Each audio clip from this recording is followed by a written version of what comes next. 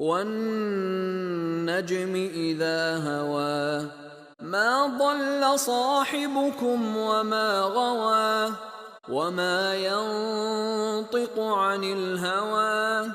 إِنْ هُوَ إِلَّا وَحْيٌ يُوحَىٰ عَلَّمَهُ شَدِيدُ الْقُوَىٰ ذُو مِرَّةٍ